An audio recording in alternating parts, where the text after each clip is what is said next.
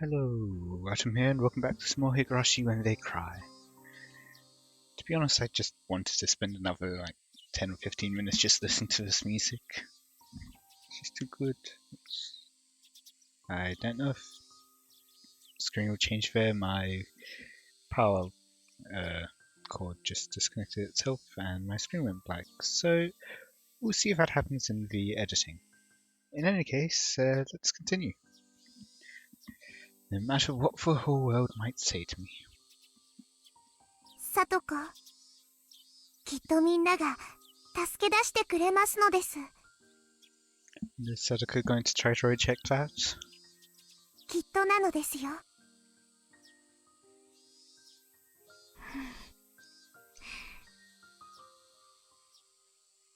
さとこ、私たちはこの3日間ね。Now, I'm pretty sure Mion just said some extra words there. And there's nothing there. ぼんやりしてたわけじゃないんだよ。Dear. ね、ケイちゃん。おう、俺たちはな、児童相談所に訴えてるんだ。あのおじの野郎の非道と、サトコを一刻も早く助け出してほしいってな。そんなことしてくださらなくても結構ですのに。俺たちだけじゃねえぞ。なあ、富田君。僕だけじゃないです。岡村もクラスのみんなも戦っています。そうだよ。僕たちクラス全員で相談所に押しかけてるんだ。もちろん今日も行くよ。ねえ、前原さん。ああ。サトコを救い出せるまで俺たちはくじけないもんな。All the boys and girls in the class answered my call with their cheers. Sadako seemed a little surprised, but then soon became expressionless again. だから相談所の方が来ましたのね。余計なことをなさらなくてもいいのに。さとこ、ひょっとして相談所の人が来たことによってあいつから何かいじめられたりしたんですか？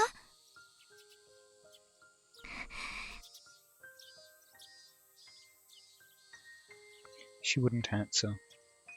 I couldn't tell what that silence really meant. Soon after, Chie-sensei entered the classroom. She must have heard the noise we were making. 北条さん、体の具合はもういいのですか？ We didn't know for sure if she was really sick or not. All of us, including Chie-sensei, were feeling the same thing. ええ、おかげさまで。本当にご心配をおかけしましたわね。もう平気ですのよ。これからはちゃんと学校に来られそうですか？ええ。だから本当にもうご心配なさらなくていいんですのよ。相談所の人になんか言わなくていいんですのよ。北条さん、もし本当に辛くなった時は先生のお家へいらっしゃい。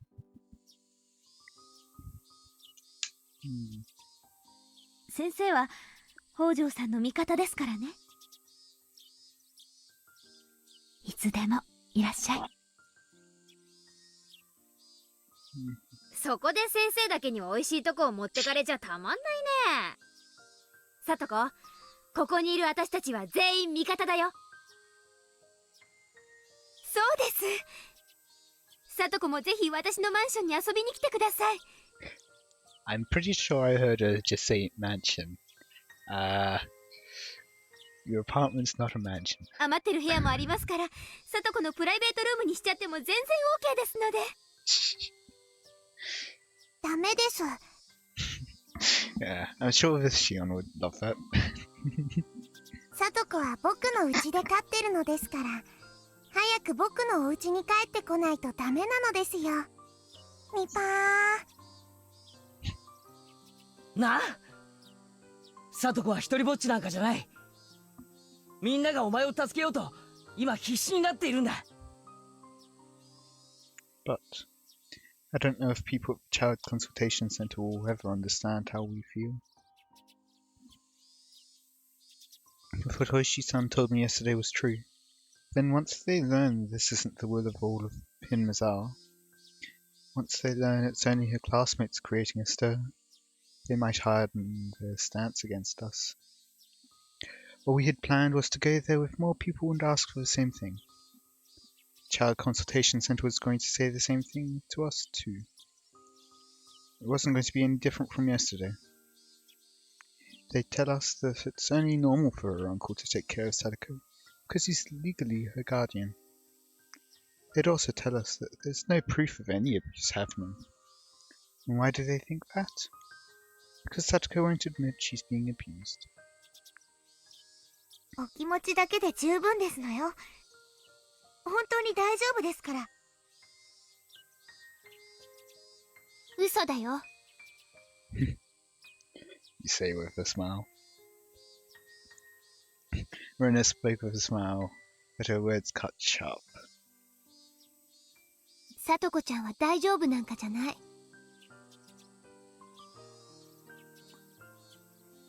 さとこちゃんはみんなを騙しきれてなんていないよ。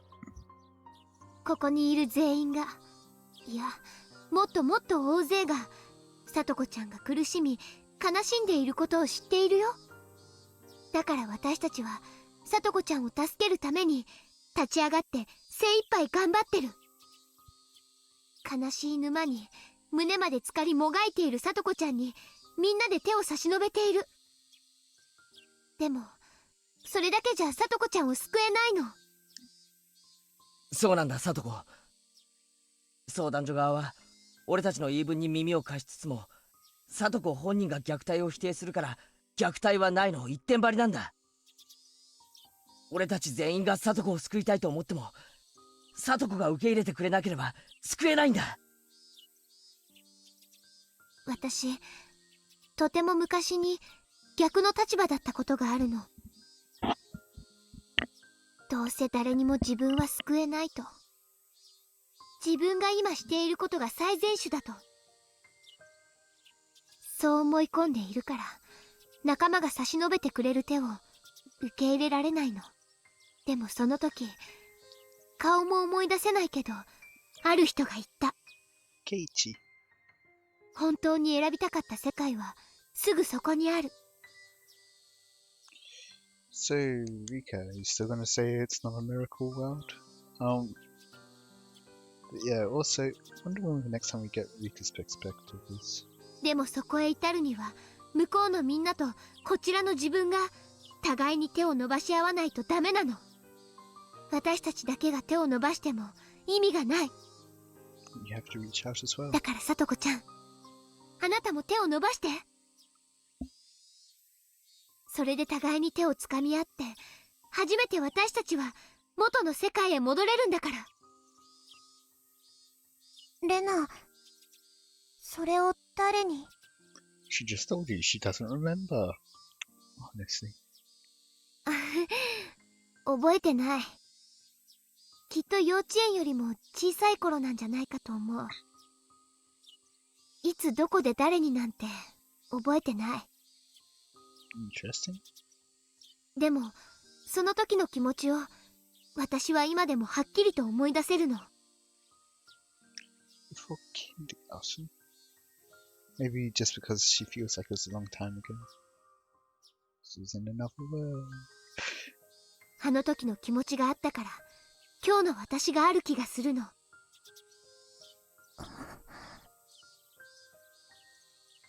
そうだな。It's a very specific reason for that silence. レナに言ったそいつは間違ってないぜ。Says the person who taught that to Rena. サトコは今、助けを求めないのが強さだと思い込んでる。それが最善手だと勘違いしてる。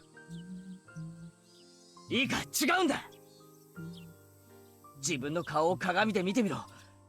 それ違うだろ。サトコはこんな世界、心のどこにも望んでなんかいない。俺たちはサトコを元の世界に連れ戻せる。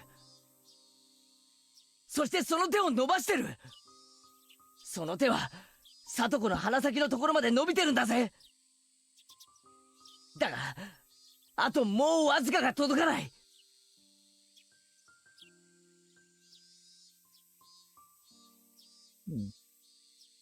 I'm now just kind of wondering what happened to Renner in the third chapter then. Because they were looking for... In this chapter they were looking for Renner's dad's divorce settlement money. And then when they couldn't get that, that's when she ended up in trouble with the Sonozaki family. So I'm wondering what happened on that front in back in the third chapter. Or if it was a fully on different set of circumstances which led to it. 届いてりゃ髪の毛を踏んづかんででも引っ張り出してる。だがそのわずかが届かないんだ。That sounds painful. だから掴め、お前が掴め。手を伸ばしても誰にも届かないから観念するなんて言わせねえぞ。お前の鼻先に俺の、いや俺たちの手があるんだよ。だから掴むんだ。手を伸ばすだけでいい。あとは俺たちが元の楽しかった世界へ引っ張り上げてやるから。Sarako wouldn't reach out her hand. She just stared at mine as though praying for something. Her fingers were shaking, but Sadako wouldn't try to reach her hand towards mine.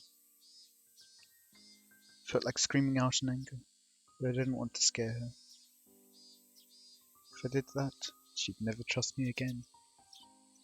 All I could do was to wait for her to reach out her hand. ありがとうですわ。本当にありがとうございますですわ。But... でも、本当に平気ですのよ。本当に。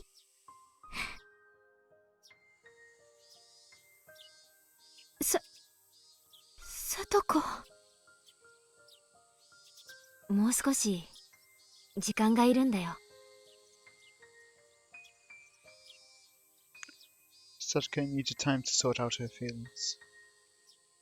But her time limit was getting closer and closer. It was unfortunate that Satoko didn't even realize that herself. Next moment, we heard someone approaching our classroom. By the sound of her footsteps, we could tell that it was the principal. Okay. And so, I couldn't tell why Sadako was twitching like she just got electrocuted. The door quickly opened and the principal strode inside. He seemed relieved to see Sadako back in school. However, Sadako reacted both dramatically and bizarrely. She let out an inexplicable scream, ran to the back of the classroom, and hid behind the curtain. No one in the classroom could understand her actions. He never even considered that it was because the principal had entered the room. The principal, however, realized it immediately. Sadako was scared to see him. 北条君、大丈夫かね? He spoke in a kind voice, but Sadako was still afraid. It was plain as day to all of us that Sadako was frightened at the sight of the principal, but none of us could understand why. 大丈夫か、佐藤。何も怖がることなんてないぞ。ここには味方しかいない。おじさまが。Everyone here thought for sure that Sadako's uncle had shown up to get her. We all rose up at once, shielded Sadako in a circle and searched for surroundings. I had yet to see her uncle's face, but we were in school now. If someone unfamiliar showed up, I could spot him immediately. If he tried to force Sadako to leave, then forget everything else. I'd end the fight right here. Mion and Shion are thinking the same thing. However, while Sadako remained frightened, we couldn't find any sight of her uncle. Sadako was trembling. as if he was already here inside our classroom, but there was no sight of him. Finally, I realized the truth. Satoko was frightened by the figure of the principal. I could understand that she'd be scared of his footsteps, but she was still terrified after he showed his face. I mean, did she even look at his face first? Might be that she's, like, effectively being trained to not look up at him and to avoid looking at him. And so, without seeing, like, his face, she might not actually recognize that it's not him. This was not normal. It made clear to me how much stress Satoko was dealing with. Mika-chan hushed Satoko and whispered into her ear. 大丈夫ですよ。おじはいませんです。意地悪なおじはいませんですよ。でもそこにおじ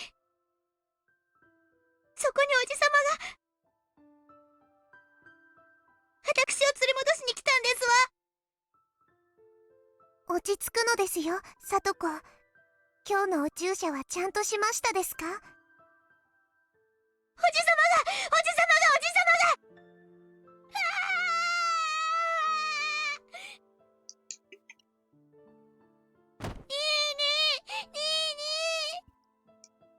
Ah, so the reason why she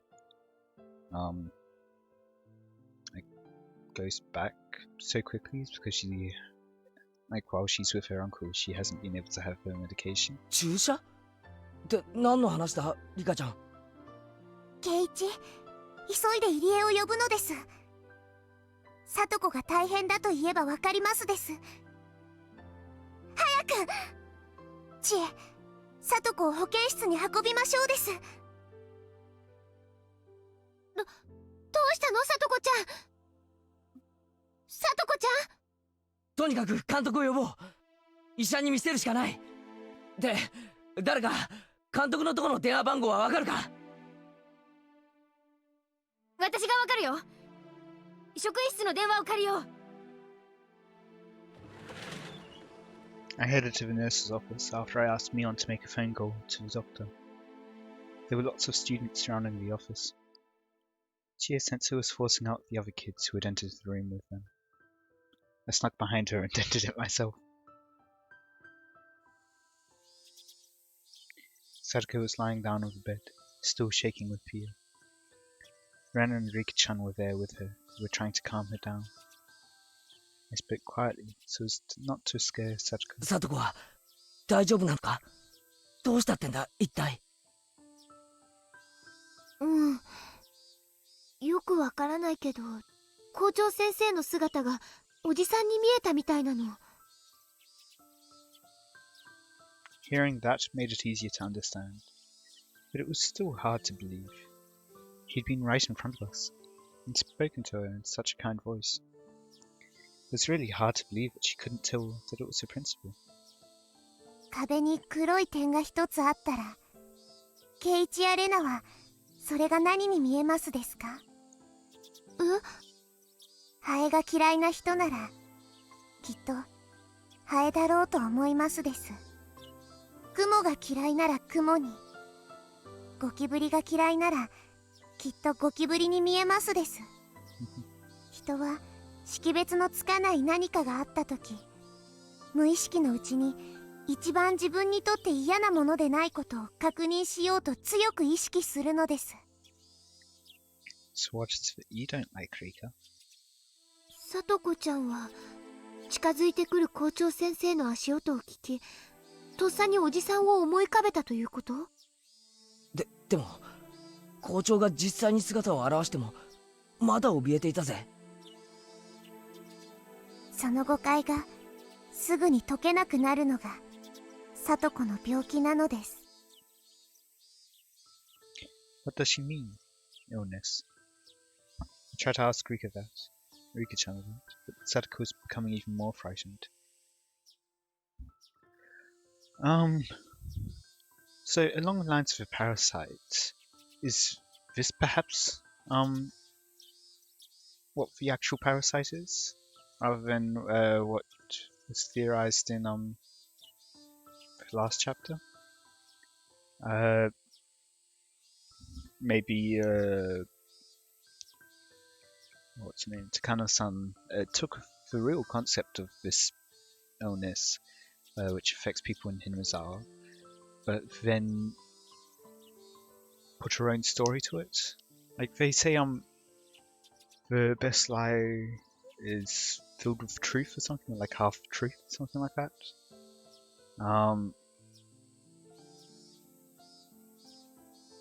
Maybe it was something like that, or maybe it's something like H.P. Lovecraft, for example. He really liked his science novel stuff, or science, actual science, but then his novels would basically be from the perspective of that science, so it would be half full of science, which further lends to its credibility.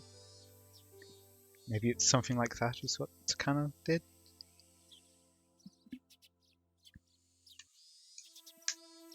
But yeah, so being unable to correct those misassumptions, Keiichi wasn't able to see that it was or that the Ohaki was perfectly fine. As soon as he had the thought that there was a needle, he couldn't correct himself. He felt it, and then he saw it on the ground or something. But yeah, even though it wasn't there.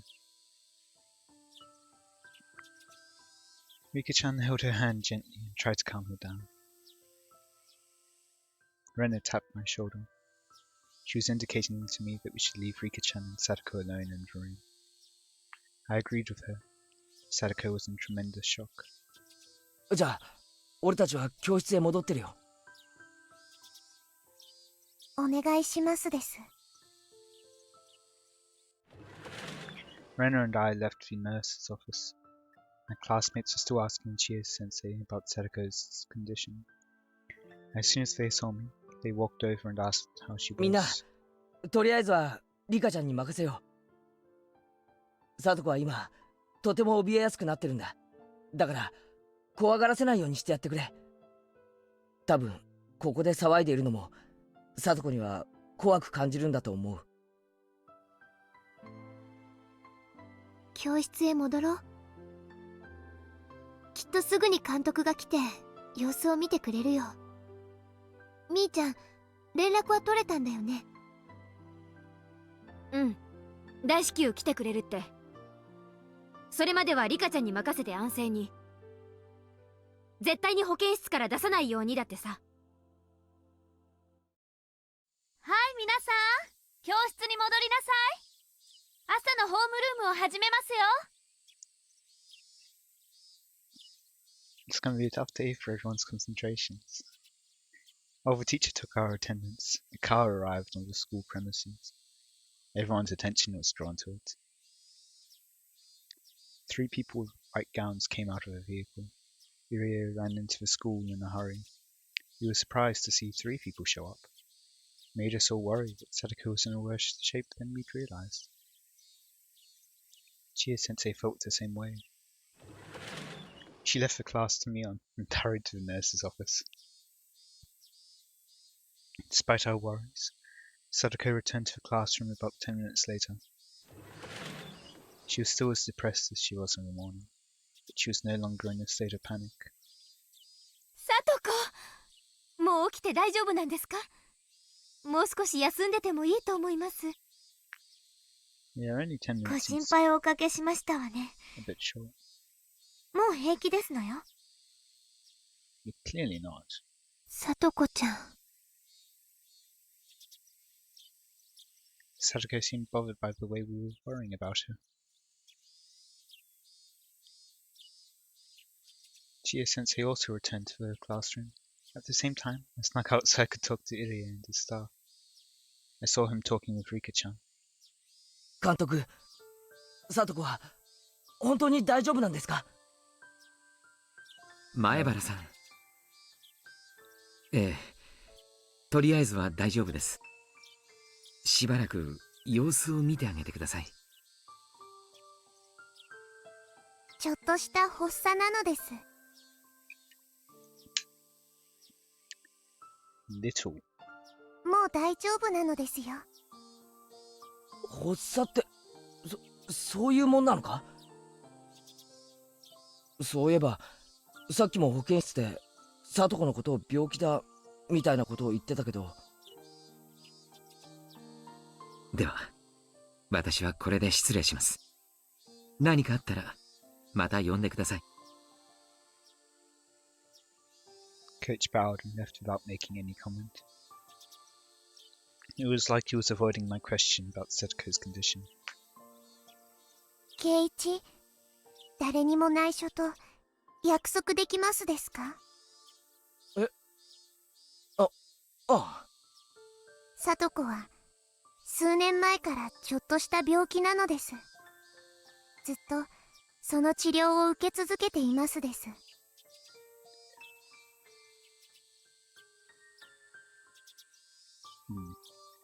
Also, thinking about the theory which I had like a few minutes ago, I just remembered how, like, continuing on with the parasite stuff, like how she reaches a certain stage, and it's those people who are so sensitive, quote unquote, to it, that can hear the footsteps and hear Honey, interact with them at all. Or probably less interact with them, but still. And something about Rika being like a center for that.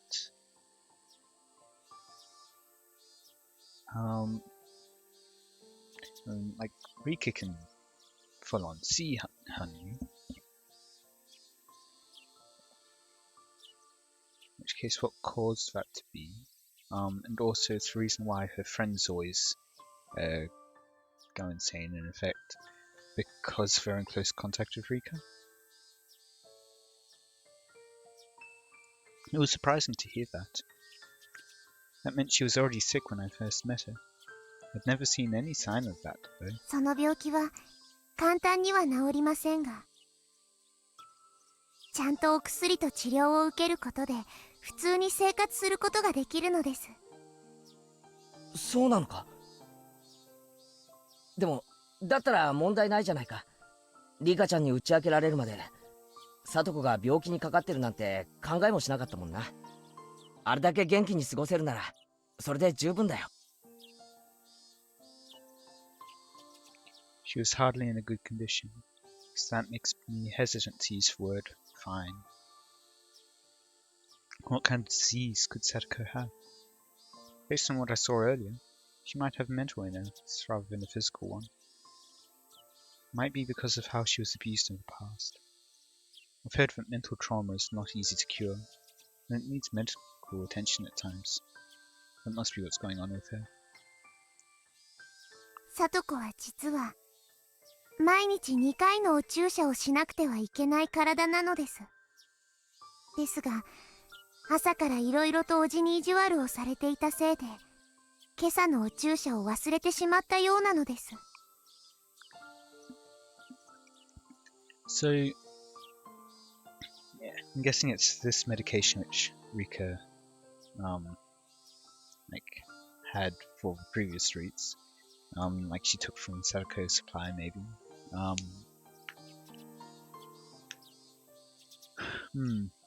And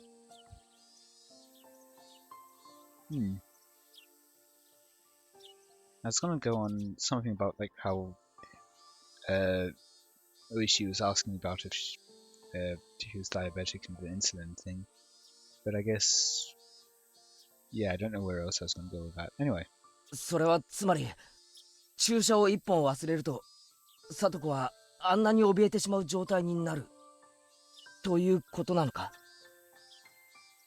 Rika-chan nodded quietly. Really, it was quite a shock.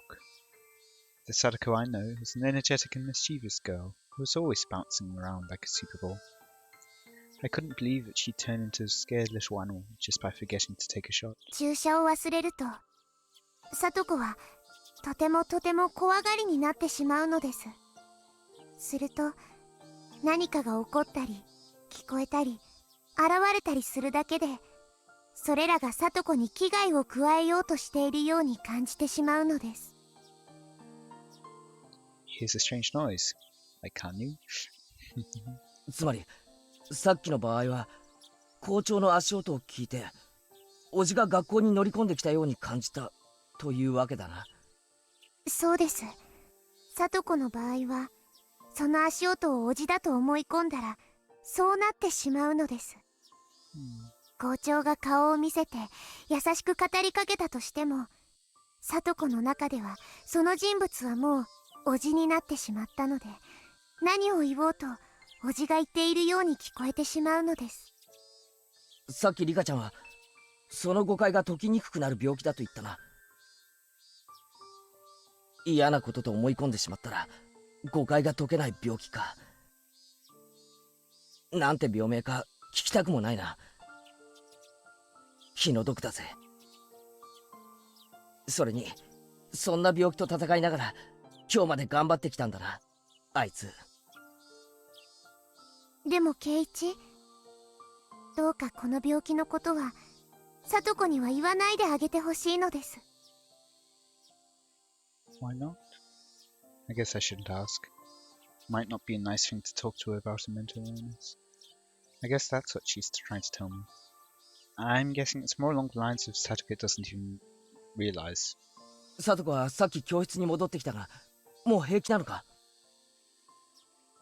とりあえず入江が聡子のお注射を持ってきてくれましたので、もう大丈夫です。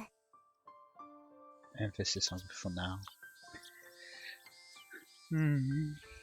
So on that note, I think I'll end it here for today.